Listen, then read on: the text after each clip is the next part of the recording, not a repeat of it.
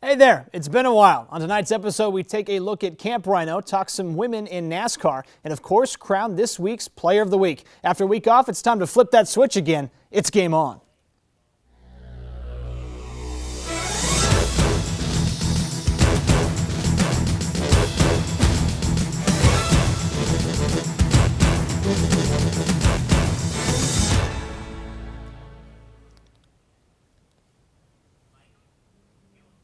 Welcome to Game On. I'm Austin Henning. And I'm Marcus Paff. You know, if you're a fitness fanatic and you live in Las Vegas, there's a pretty good chance you've heard of Boot Camp Las Vegas. But for those of you that have not, Boot Camp Las Vegas is a military-style training regimen offered here for those looking for a less traditional way to lose weight and get in shape. Now, over the past few years, the group has been forced to find new locations week after week for their training sessions. Until recently, Boot Camp Las Vegas was able to add Club Rhino to its list of assets, a nearly 11,000 square foot area filled with an obstacle course, boot camp training area, and cutting-edge exercise equipment. Justin Fuller recently got a chance to check out the obstacle course portion of Club Rhino. We really made history. This is the first time an obstacle course race has been open to the public that is all obstacles, no running. Camp Rhino, located near Sunset and Eastern, have one of its races that challenge competitors with this unique obstacle course. We have little crazy things like the gauntlet where you can't touch the ground and you're going through swinging tires that shoot out from under you. We have the spider web that you're crawling through a bunch of ropes and you're trying to weave your way in between punching bags. You have your standard rings, we have the Spartan Traverse. You name it, we have it here. The race attracted people from other states. We just were gonna come down to Vegas for a few days, and we like to do like fun runs, like the Tough Mudder. obstacle courses, mudders, stuff like that. So we looked up stuff going on in the area, and this is what popped up. This race also attracted former American Gladiator and Ninja Warrior competitor Evan Rocket Dollard, who compared the race to his experience on the show. Stage 1 is all lower body explosiveness, agility, and speed. Stage 3, you actually get to rest as much as you want in between obstacles because they're so grip strength intensive. So this is a gnarly course. It was a combination of both those things, and I really respected it. At the end of the race, a lot of the competitors got something out of it more than just a good workout. I really gained like this realistic perspective of myself. I'm not the best, and I'm not the worst. I'm just in the middle. I signed up originally to just be non-competitive. I just wanted to do it with friends, and I'm so proud of myself and so proud of everyone else because it's a huge thing and you're dead. But finishing is such a big accomplishment, and you know, the race was amazing. It was an incredible time, over 250 participants. They all got worked to death, but they had a great time doing it. For Game On, I'm Justin Fuller. And for more information on Club Rhino and its obstacle course, visit www.camprhino.com. Try to spit it out, Marcus. All right, time now to send it over to Austin, who's standing by with senior sports editor of the Las Vegas Sun, Ray Brewer. Guys? That's right. Thank you, Marcus. Joined now by Ray Brewer, the senior sports editor for Las Vegas Sun. Ray, thanks so much for being here again. Thanks for having me again. Of course. Yes. A lot going on with basketball, obviously, here around UNLV. The Mountain West tournament just took place. Let's talk about that. How much does it, I guess, promote the city in general, but not only that, our basketball team here in Las Vegas? Well, if you look, there's 4 tournaments that happen in Las Vegas each March, 4 conference tournaments. Big boon financially for the city, and of course for UNLV to make it to the finals of the Mountain West. A good accomplishment because, as we saw on Selection Sunday, 5 Mountain West teams go to the big dance. They're saying it's better than the Pac-10, the Big Ten, the ACC, more bids than the SEC as well. So good job by UNLV. We were talking about now March Madness, getting into it, UNLV having to play Cal. It's quite a unique situation. Cal, it's just basically an hour bus ride up to San Jose. How big of a difference is that going to be for Cal? Yeah, and I thought for UNLV, it was rare. They played Cal already this year. Right. You never see a first-round game like that. And then to have it in San Jose, an hour away from Berkeley, for me, UNLV had a distinct disadvantage. Even the day of Selection Sunday, a few Sundays ago, Cal, they'd bought all their tickets already. So UNLV on the road to open the tournament. Obviously, disadvantages there a little bit for UNLV. What are some teams that you're going to keep your eye on throughout the tournament in March Madness? Well, everybody likes the big teams, the Indianas, who's going to win? Indiana, Duke, Georgetown. The one team I tell you I don't like is Miami. I think Miami, Florida's been overrated all year. I like Ohio State. I think their backcourt is good. I think the Big Ten was tough this year, and I like Indiana like everybody else just because I think they're going to be the best prepared.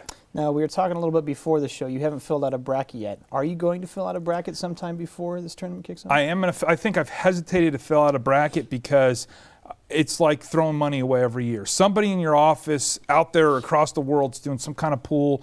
They want you to put $25 in, and by Thursday afternoon, you've got no chance. Everybody thinks they've got the upset. It doesn't happen. You're done.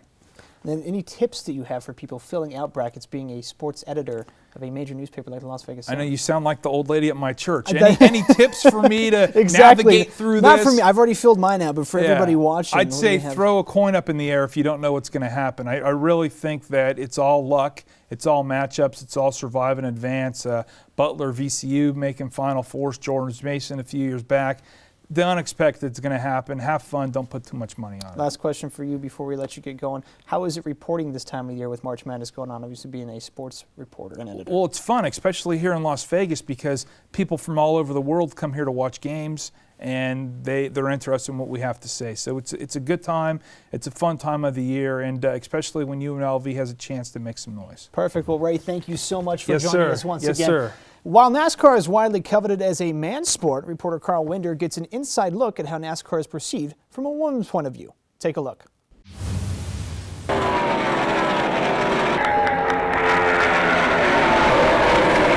NASCAR is normally seen as a male-dominated sport, but for women, they like the famous stock car circuit as much as the guys. I'll tell you, it isn't a man's sport. It is about women. And I mean, what is not to like about looking at a whole bunch of really good-looking men driving really fast cars and having fun? They don't know what they're talking about because there's a lot more women. There's a lot more women than there were 10 years ago. The race car series, in some of the public eye, is not seen as a sport, but for ladies, they beg to differ. I tell them, well, at least you have to do something to win money. You can't just walk around and act like it's nothing. I listen to like Carl Edwards and Casey Kane and all those guys. Then they work out all the time. NASCAR has been dominated by the presence of Danica Patrick, and for women who are fans of NASCAR, they see her as an up-and-coming force. She's doing a lot better. She is coming around. Last year, she's done a lot better since last year. She's doing pretty good. She's got skill. She's getting better. I think the more practice she gets, the better she gets. I think she's got good competition. For female fans, they may like Danica Patrick, but they have other favorite drivers. Dale Earnhardt Jr. Kevin Harvick. My favorite driver is actually Kevin Harvick because he's from Bakersfield. Reporting for Game On, I'm Carl Winder. And obviously, Marcus, women in NASCAR not widely perceived as a women's sport, but still getting an inside look at that. Women are playing a big role now in NASCAR. Yeah, it's clearly not all that prevalent, but there are a lot. Danica Patrick, obviously being the big name nationwide. I think she's doing a lot for women and young girls that want to be a part of the sport. So it's always great to see. Yeah, exactly. Time now for our first break, but when we come back, Marcus sits down with academic advisor David Wedley. Stay tuned. I remember the moment. I'll never forget that moment. That moment? It was a moment that changed my life. I'd been training with my team for months, and now we had been called up for the first time. The real deal.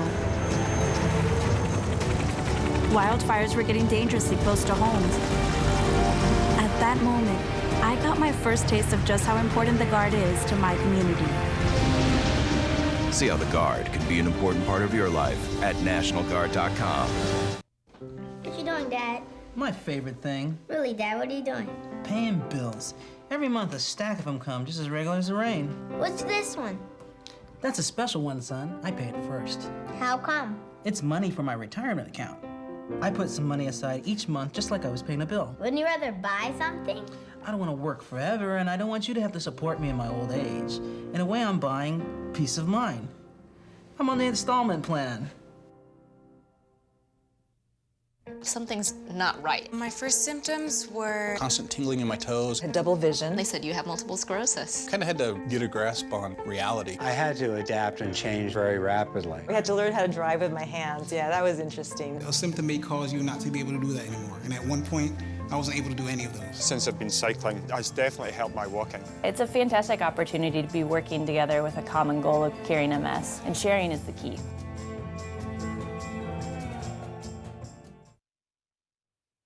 Hey, welcome back into Game On. I'm Marcus Paff, sitting down today with Athletic Academic Advisor here at UNLV, David Wedley. David, thanks for being a part of the program. Thanks for having me, Marcus. Well, David, let's start here because I think a lot of the folks in the public don't necessarily know what the role of academic advising is, how it's set up. What is the structure for you folks over there in athletic advising here at UNLV? In Student Athlete Academic Services, we currently have 5 full-time staff members along with a graduate assistant. So at the top is our Assistant Athletic Director, Becky Pugh, followed by the Director of SAS, David Jackson, our Assistant Director, John Ostrenchak, and then myself and Ashley White, our Athletic Academic Advisors.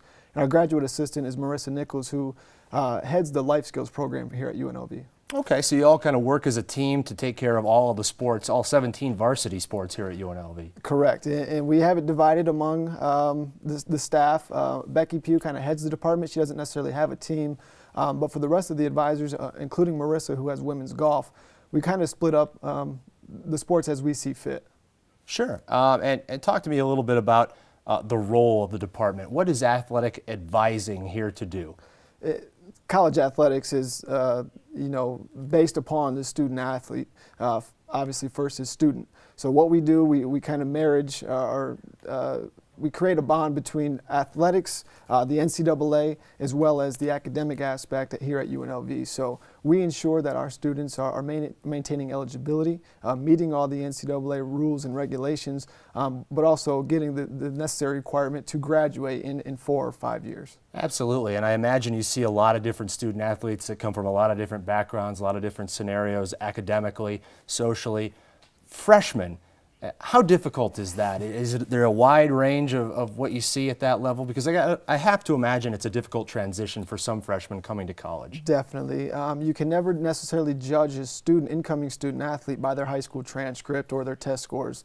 We could have a 4.0 high school student who comes in and struggles just because they're away from home, the demands of their athletic schedule, competition, etc. You never know how one particular student athlete will react. So you have to take it by a case-by-case basis. You could also have the reverse, where you have maybe a 2.5 student who excels in college. And so we implement the same procedures no matter what your high school transcript says, weekly meetings with academic advisors, a number of study hall hours, class checks, etc., to ensure that they're doing what they're supposed to. How do you go about, I guess, identifying those students that maybe need a little bit more assistance? Is there kind of an evaluation period when they first get to campus and then take it from there? I guess talk to me a little bit about that. Of course, and right off the bat, we consider all of our freshmen at-risk student athletes because of the transition, but we also utilize the scores, their test scores, SAT or ACT, to see if they're deficient in a particular area. So if we see a low math test score, for instance,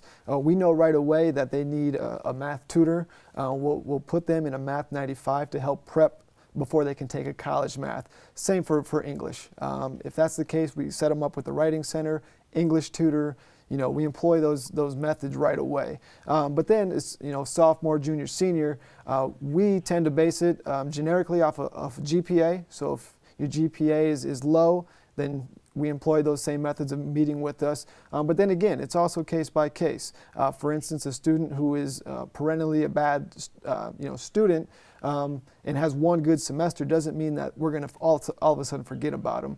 We'll still make sure that they receive the services that they need. Absolutely, David. Well, we're out of time. It goes by fast, so I want to thank you for joining me on the program today. My pleasure. Thanks for having me. It's always great to learn a little bit more about the folks and what they do here on campus. Hey, now let's send it back over to Austin at the desk. Thank you, Marcus. I remember starting my first semester on campus, a freshman coming to Nevada from Colorado and wondering how I would adjust to college life and college classwork. Luckily, places like the Academic Success Center were there to help me, along with all of the insanity of college life. Well, you live and learn, I guess. Time now for a quick break, and here on Game On, but when we come back, Marcus sits down with Chris Pennell. Stay tuned. You could choose to join a gang. You could try the latest drugs. You could even choose to drop out of school. You can try to avoid the difficulties in life with a quick fix, or you can face them head on. She did. Make the right choices today and be ready for the challenges tomorrow. This message is brought to you by the U.S. Air Force.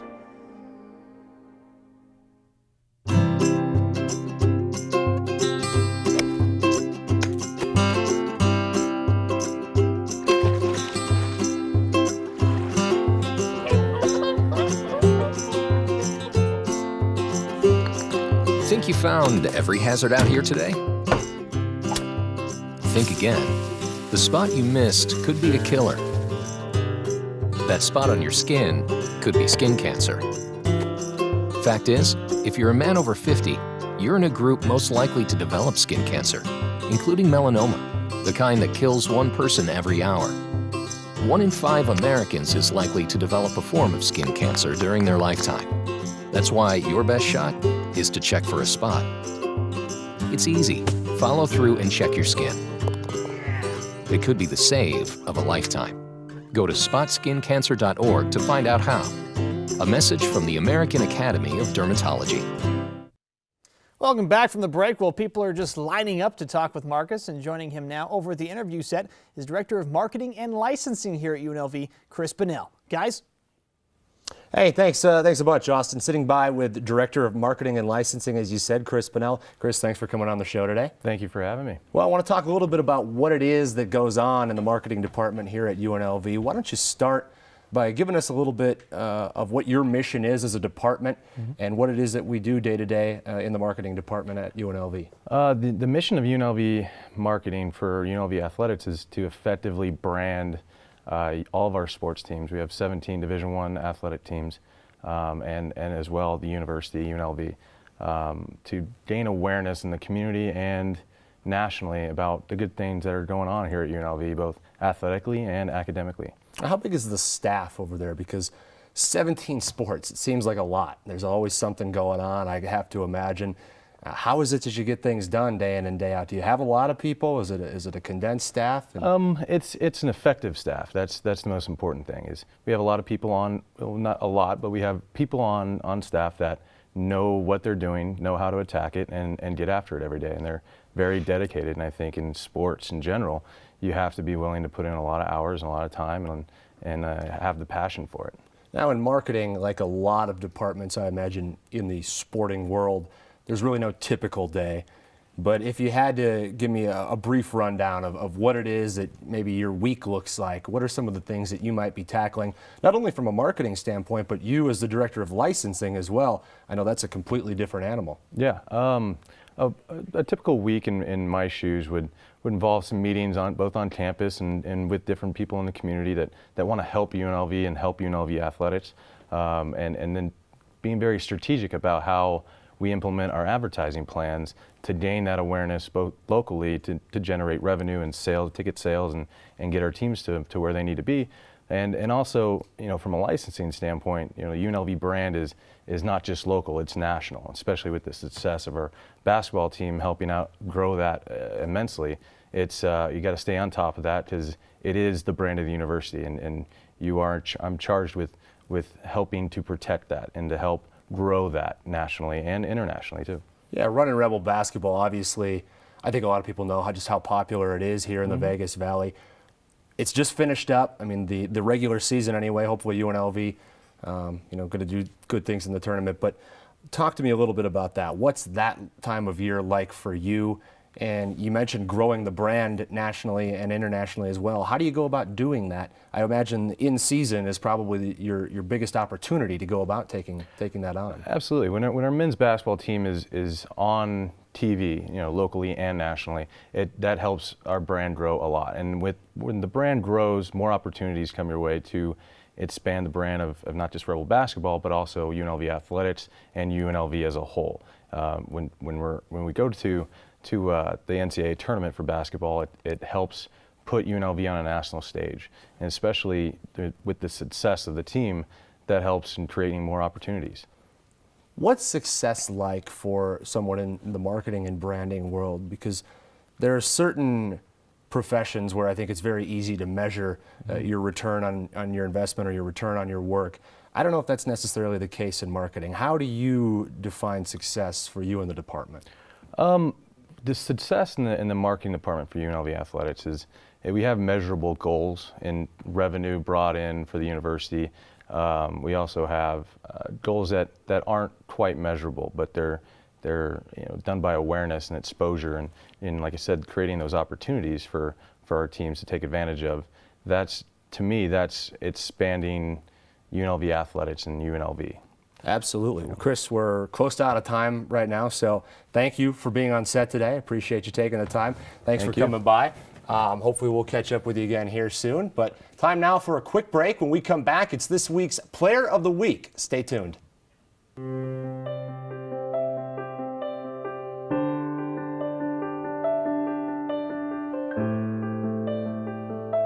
At what age is the color that your skin was meant to be no longer beautiful?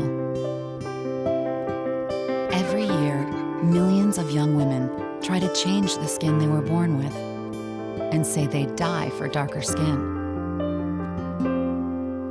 Sadly, some actually do. Melanoma is the second most common cancer in teens and young adults 15 to 29. And one person dies from melanoma every hour. It's time. Change your thinking, not your skin. Stop tanning. Learn more at spotskincancer.org. A message from the American Academy of Dermatology. If you could see anything in the world, what would it be? I'd love to see Paris. I like to see cupcakes falling from the sky.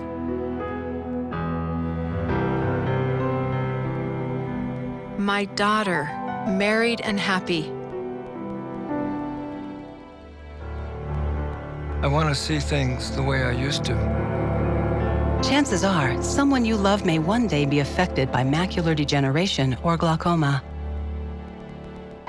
Log on to seeabettertomorrow.org or call 1-800-437-2423 to learn about glaucoma and macular degeneration. Call 1-800-437-2423 or log on to seeabettertomorrow.org. I just want to see more of the things I love. Hey, back on Game On. Time now to check in on our UNLV Player of the Week. This week's honoree is men's basketball forward Bryce Dejean-Jones.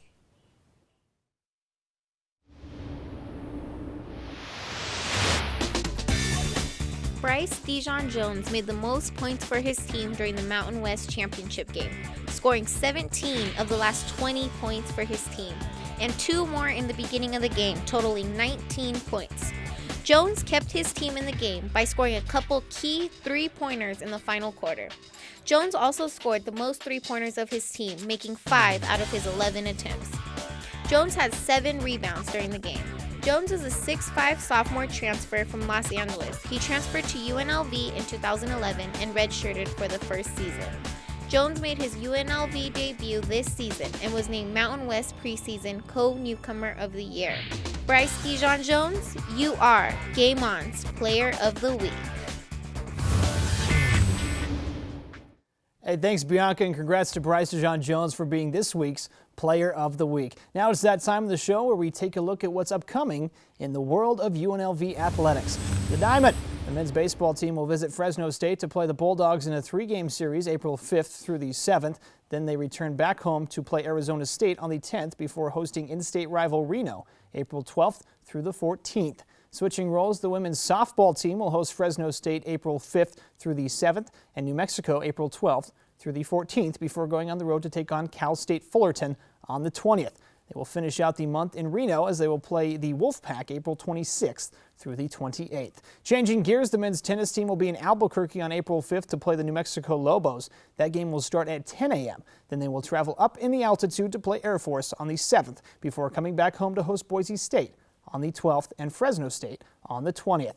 The women's tennis team will travel to San Diego to play host San Diego State on the 5th, Boise State on the 6th, and New Mexico on the 7th. Then on April 13th, they will be playing against Reno, and on the 14th, Fresno State. Both of those games will start at 10 a.m.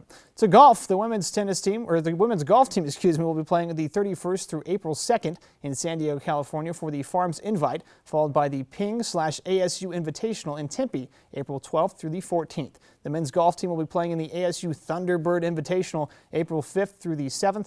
Then on April 13th through the 14th, they will be playing in the Morris William Invitational at the University of Texas in Austin.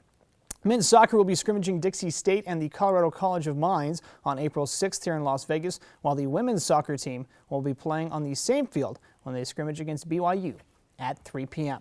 Finally, women's track and field will head down to Clovis, California to participate in the Fresno State Women's Challenge on April 6th before coming back home for the UNLV Randall Cunningham Invitational at Sheila Tarr Smith Multis on the 12th and 13th. And Marcus, obviously a lot of events going on, something that is nonstop here at UNLV. Yeah, it really has been, and fortunately for us, we've had the weather to accommodate all these great events, baseball, softball, track and field. Hopefully fans can get out and take advantage of this here early in the year. Yeah, exactly. Time for a quick break, but when we get back, our final thoughts, and we look ahead to next week's show. Stay with us.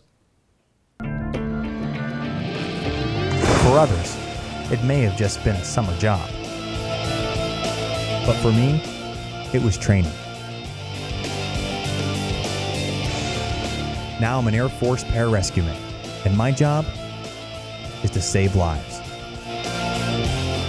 Make the right choices today and be ready for the challenges tomorrow.